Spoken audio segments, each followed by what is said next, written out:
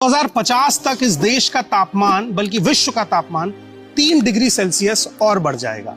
2050 तक कोयला के स्रोत जो हैं वो खत्म हो जाएंगे, गैस भी खत्म होने की संभावना है।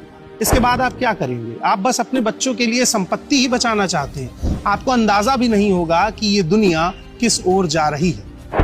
सवाल ये बनता है कि इतनी चीजों के खत्म होने के बाद हम आखिर क्या बचा पाएंगे? क्या हम एक खूबसूरत पर्यावरण लोगों को दे पाएंगे? आगे वाली पीढ़ी को नहीं दे पाएंगे।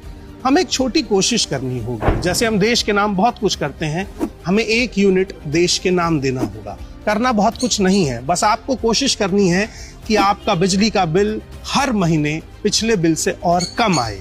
1 यूनिट, 2 यूनिट, 5 यूनिट कम आए। ये यूनिट देश के नाम होगी। अगर आप हर हफ्ते 1 यूनिट भी बचाते हैं तो महीने की 4 यूनिट देश के नाम होगी। अगर इतना भी करते हैं तो हम लगभग 1.27 अरब यूनिट बिजली बचा लेंगे। और इतनी बिजली बचाने से ये होगा कि जो कोयला जलता है जिससे बिजली बनती है वो कार्बन कम होगा। वो कार्बन कम होगा तो ये तापमान कम होगा। और अगर ऐसा नहीं होता है तो 2050 तक समुद्र का जल स्तर 20 से 30 सेंटीमीटर बढ़ सकता है। लगभग 3 से 4 करोड़ लोग जो समुद्र के किनारों पर रहते हैं उन्हें पलायन करना पड़ेगा। 20 से 30% गेहूं और धान की फसल कम हो जाएगी।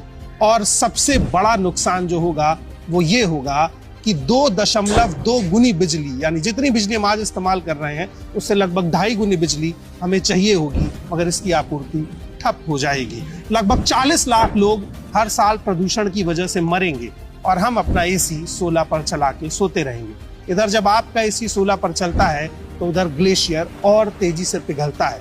बिजली बचाने की मुहिम इसलिए नहीं है कि आपका बिल कम आए, बिजली बचाने की मुहिम इसलिए है क्योंकि ये दुनिया थोड़े दिन और चल सके और हम थोड़ा और जी सके।